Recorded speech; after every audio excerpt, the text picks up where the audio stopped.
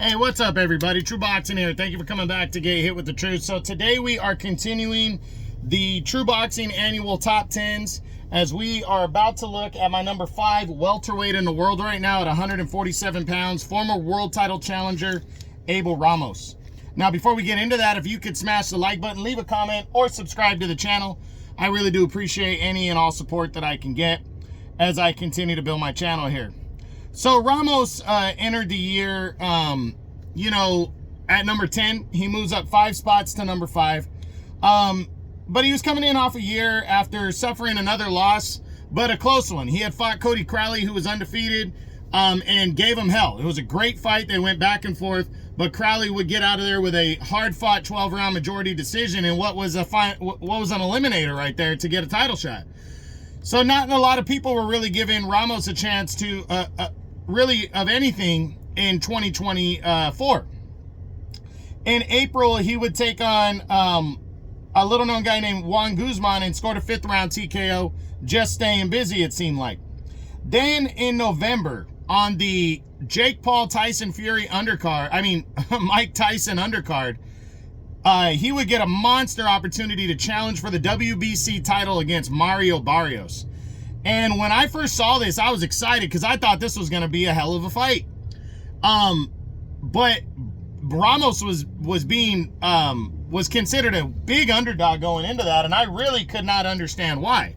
As when you compare their fights with Yordenis Ugas, Ramos fought Ugas tighter, but that was when Ugas was at his best. And, Barrios beat up an old Ugas, but Barrios really hadn't done too much to that point outside of the victory over Ugas to really warrant to be such a big favorite, but he by and far was a big favorite going in. And the fight ended up playing out the way I thought it would. They went toe-to-toe in a fight of the year candidate right here that might be my fight of the year. I don't know yet. I got to go back and look, but this was a fantastic fucking fight right here where they traded knockdowns, went to the scorecards after 12 hard-fought rounds, and the fight was declared a draw, allowing Barrios, though, to retain the title, sadly, as Ramos would come up short. But he really, even though he came up short in terms of capturing the title, he didn't come up short in terms of turning people's heads. He really showed how good of a fighter he is still to this day. Now, overall, he's 33 years old, so he's getting up there. But he's a game veteran still. He's 28-6, 3 draws, 22 knockouts. This guy gets the job done when he gets in there. So, where's he ranked coming into the year now?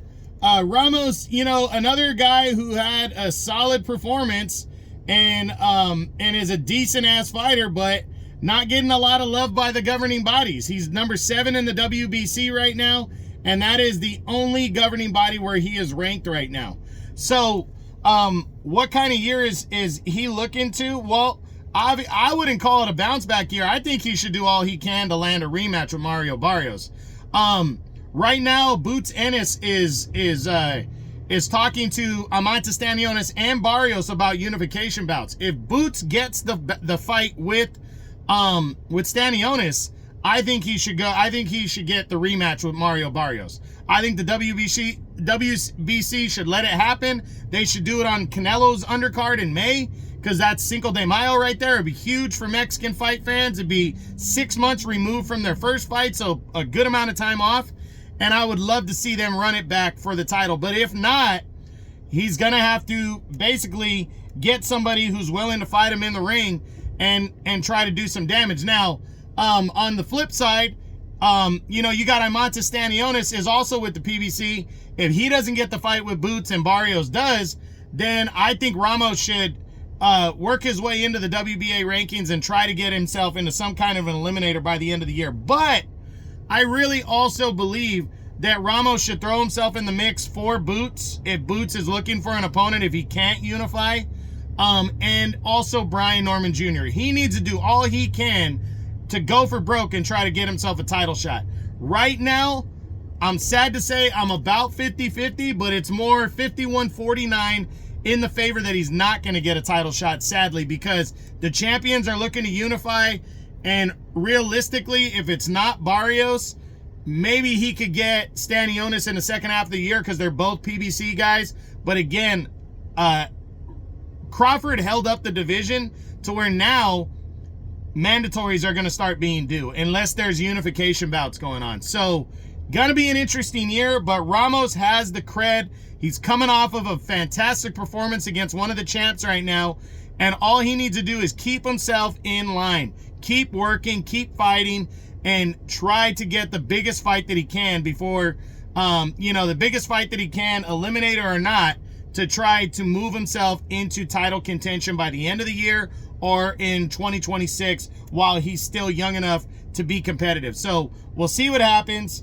But that is it. That is my number 5 welterweight in the world right now, the former world title challenger, Abel Ramos, as the True Boxing annual top 10s continue. I hope you enjoyed the video. If you did, smash the like button, leave a comment, or subscribe to the channel. I appreciate any and all support. This is True Boxing, and you've been hit with the truth.